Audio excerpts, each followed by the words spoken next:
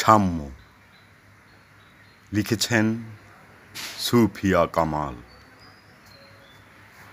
শতেকের সাথে শতেক হস্ত মিলায়ে একত্রিত, সব দেশে সবে কালে কালে সবে হয়েছে সমুন্নত।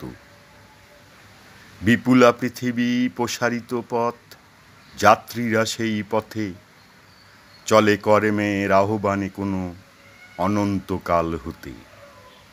মানব জীবন শ্রেষ্ঠ কঠোর, কর্মে সে মহীয়ান, সংগ্রামে আর সাহসে প্রজ্ঞা, আলোকে দীপ্তিমান।